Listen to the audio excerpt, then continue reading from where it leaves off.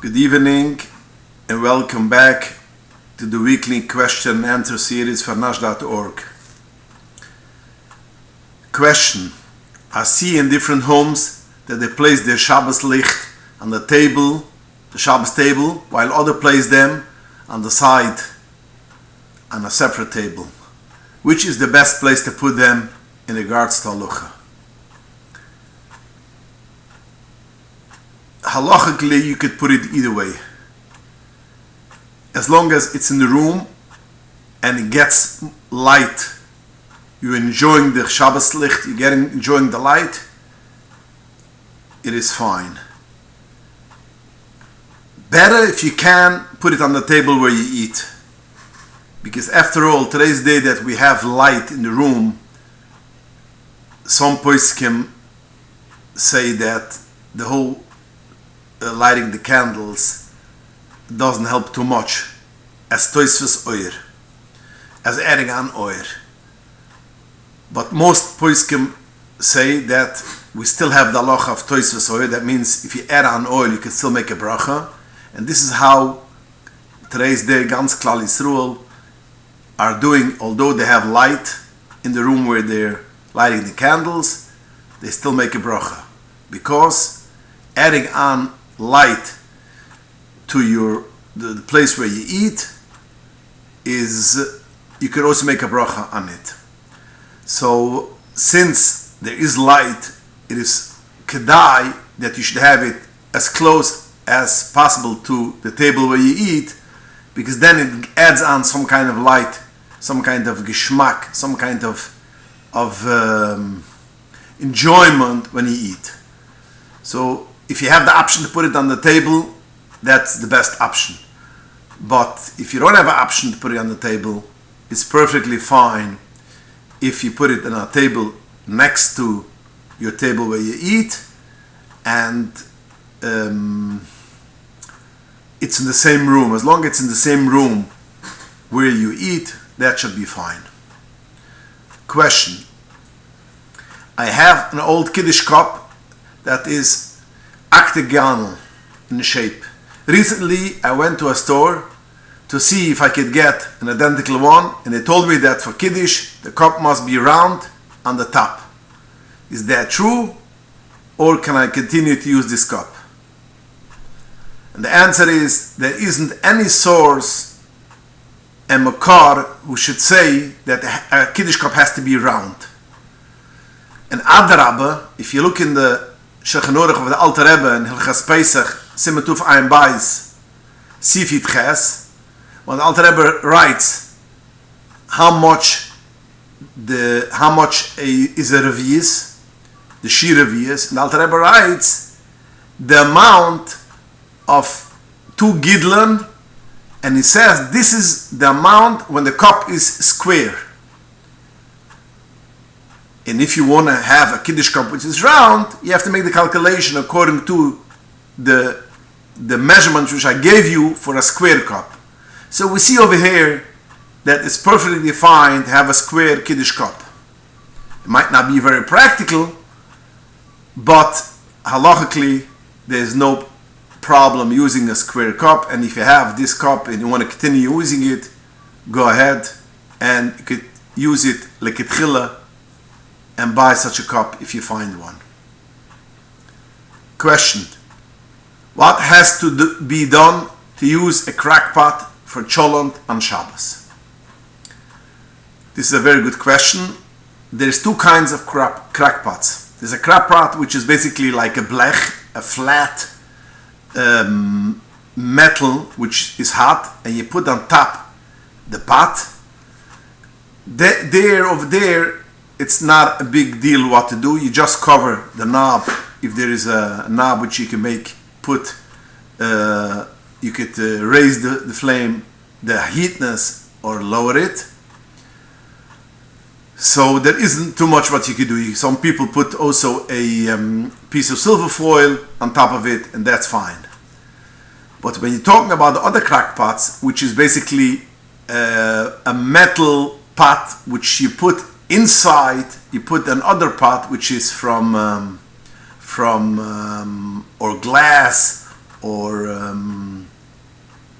ceramic, that has a problem, because the outside wall, the outside pot, the outside metal pot is very hot, and that's a problem of atmona.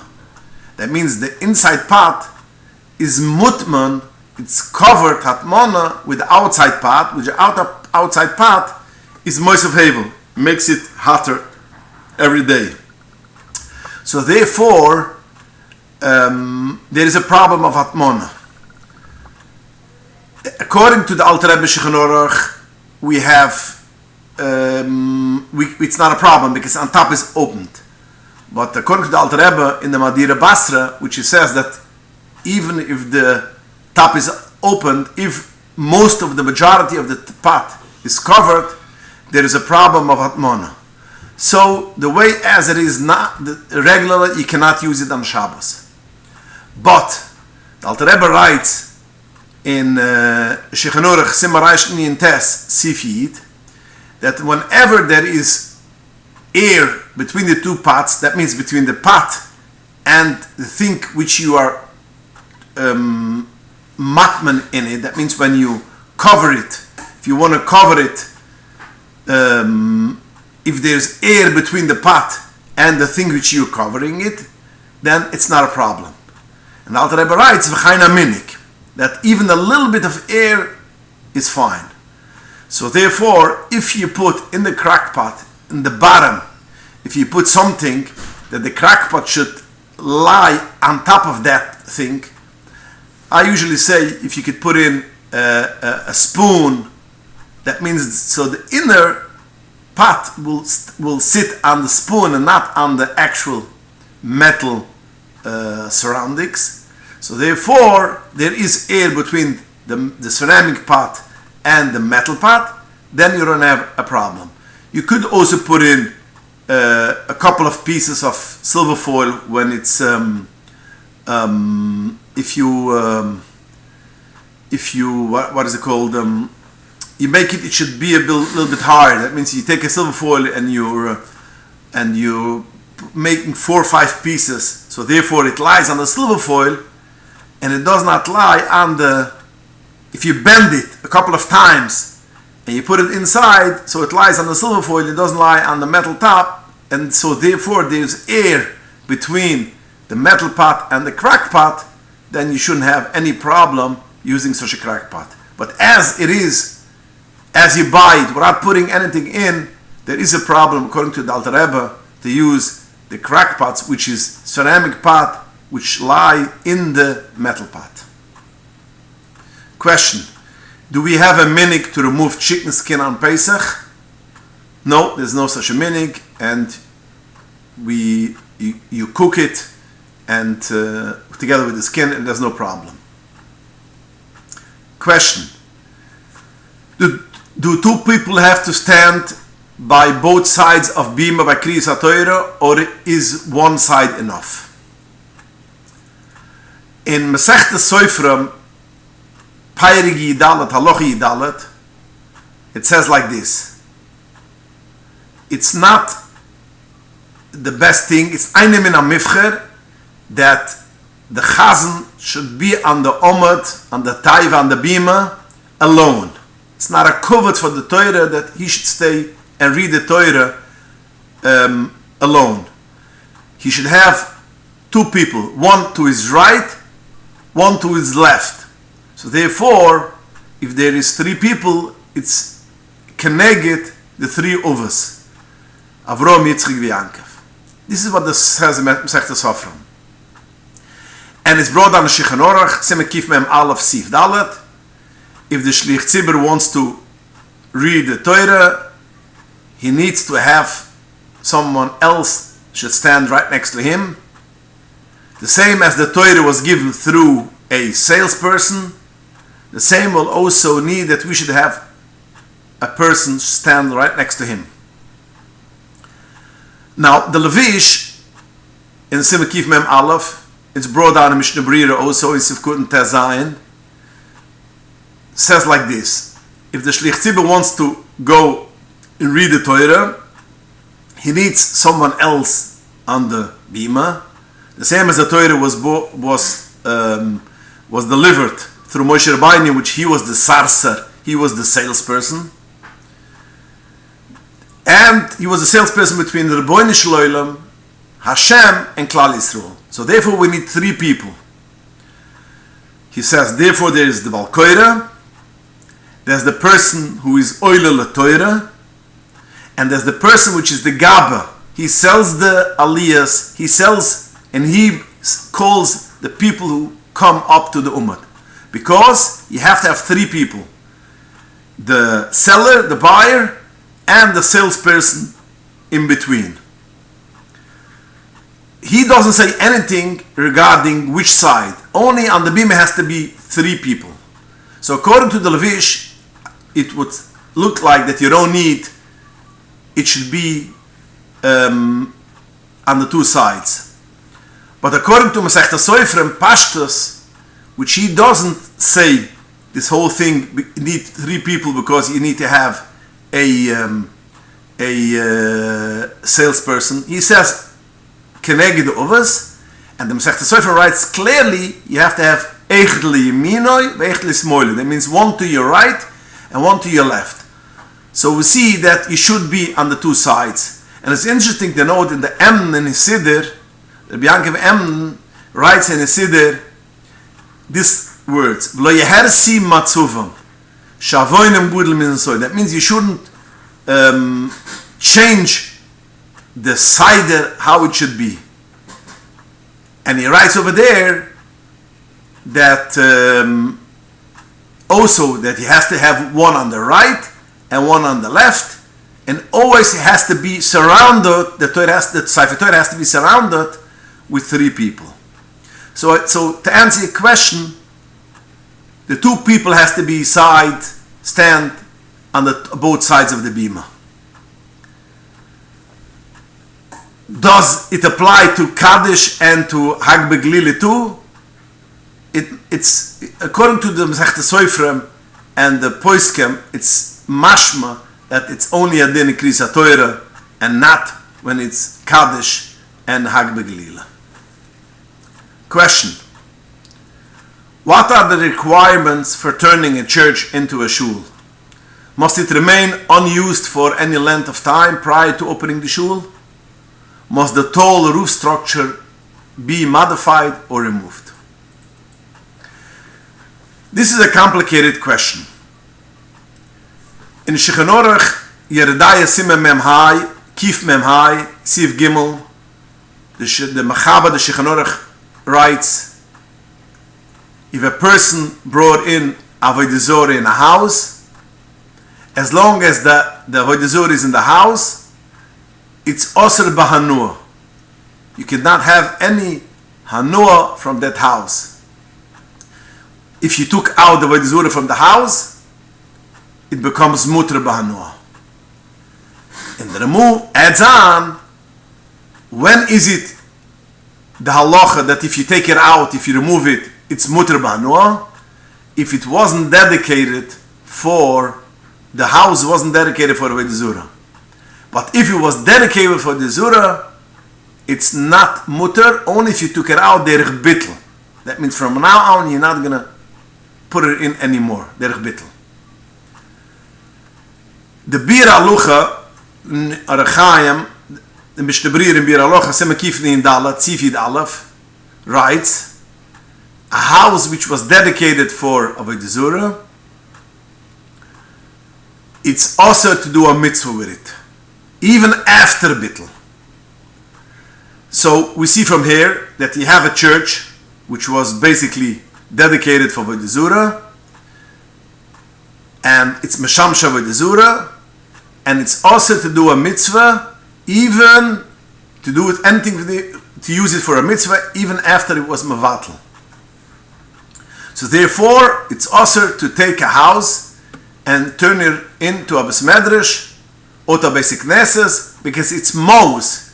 It's not nice to use a house which was used for Avodah Zura, even after it was Mavatal, through the Goyim, to use it for a shield. This is what the Mishnah Berurah writes. And he says there's a couple of shittas. It depends if it's a church which was steady a church or if they used it only temporarily.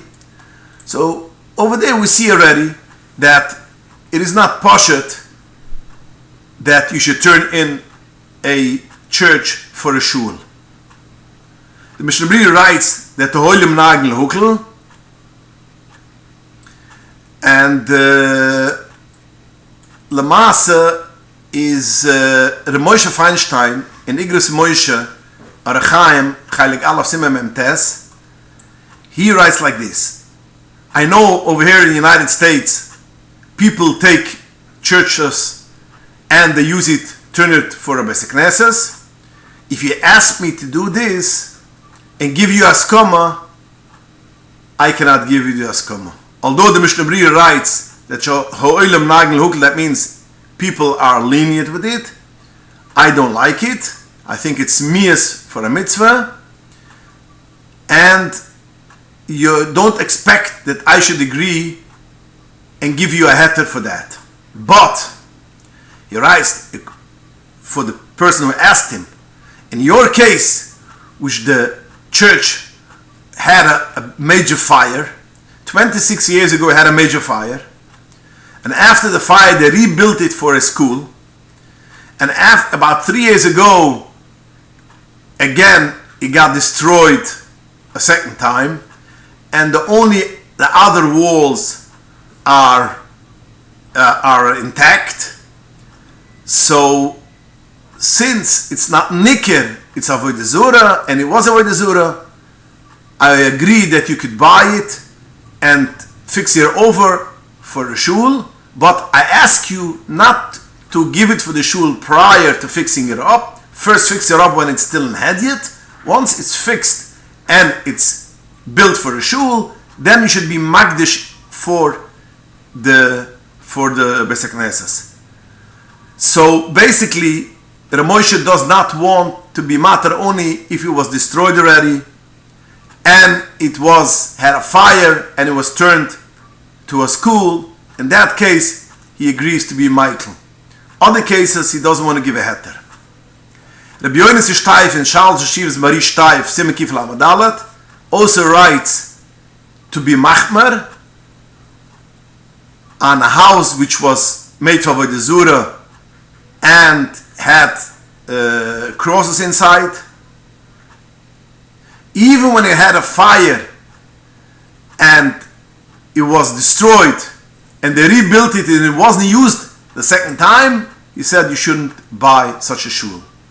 And this is also we see in Shal Shivas by Surim Chalik Allah Varachaim Simon Pai Gimel. So we see the poskim are not easy, ready to be Michael to turn a church into a shul. But we have to remember that the Munganavro Mesimaki in Dalat Sivkut Yidzain brings down regarding the Mechaber, the Shulchan Aruch writes that if you have candles which was used in a church, you cannot use it for a shul. So the Munganavro writes, not only for the shul, you cannot use it for any mitzvah. That means for Havdalah, you can't use it.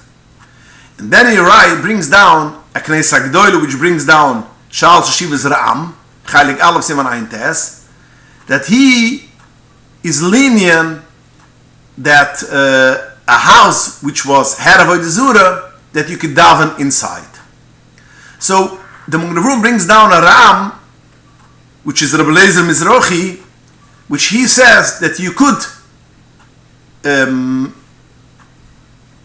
daven and make a shul from a place which was made avodah zura. But the Dugel Mavuva, the Nedibide, writes right on the spot. He writes on the Munganavrum that you should know that in Masechtas Megillah in Toisvus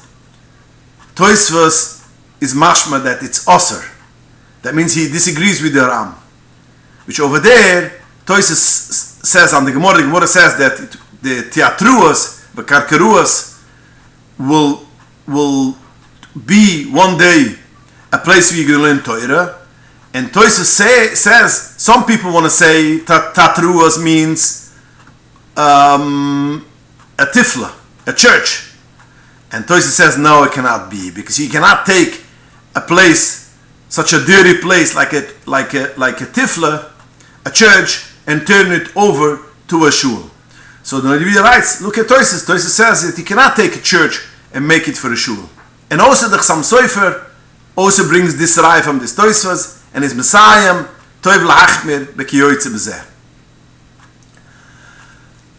So the Gedila Tahara, in his Sefer has in the back, he has Shuvas. In the Simal Amadalat he writes, it's not a stira. Toysus writes, a house which was built to begin with for a church. So this you cannot change for a shul. But what the Magen Avraham brings from the Ram means it's not a house which was built for a church. It is a private house which was brought in Avodah Zarah, and the Avodah Zarah was stayed there for a while. So therefore, this you could do. But if it was built to begin with for a church, even the Ram and even the Magen Avraham will not be Michael to use such a thing for a shul. The Aliyah Rabbah also in Sima Kifnin Dalat Sifkut Tezvuf also brings down the Ram, and he says that Ram was not Michael only to daven in such a place, which was once a church, but not to be kavaya shul. If you want to daven temporarily, okay, but to make a shul over there, even the Ram will not allow to do that. And this is also how the Torah Chaim writes, it's only boifen aray, not boifen kavah. So we see from all this poskim that it's not easy, it's not that poshut to take a church and turn it for a shul.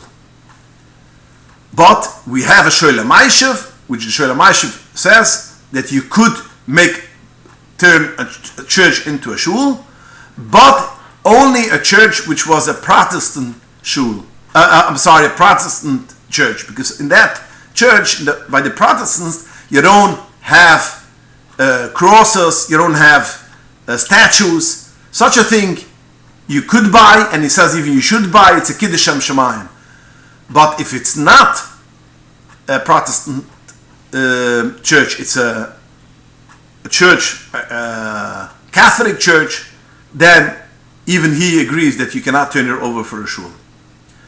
So we see from the poskim that it's not that easy. They don't want to matter to take a church and turn it into a shul. I just want to finish with a story which I heard from Rabbi Weiss, the chief rabbi of Montreal, Canada, which he told me that his Rebbe, the Klozmer Geruf, wanted to open, he opened the first yeshiva in Montreal right after the war. And he wanted to buy a church to turn it into the yeshiva building. But he didn't want to paskin that you could do it. He didn't want to paskin for himself. He sent the shaila to the Belzer Rebbe, Zechis Yugenleini, Rebaren Belz, in Eretz Yisrael, to ask what he should do, if you should buy it or not. The Belzer Rov didn't want to answer, and he sent him to Jabina Rov. Jabina Rov was the famous Poisik in Eretz Yisrael, and Belzer Rov sent it to Jabina Rov. Jabina Rov did not answer on this question, and he didn't. We don't have any tshuva from him regarding this transaction.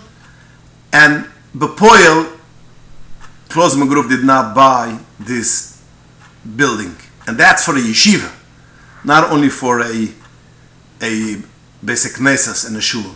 So we see that the poskim was very uncomfortable and very not easy that you should buy a church and turn it into a shul. Okay, thank you for joining us. and please join us again next week and send in your questions to inbox@anash.org. Good night and have a wonderful week.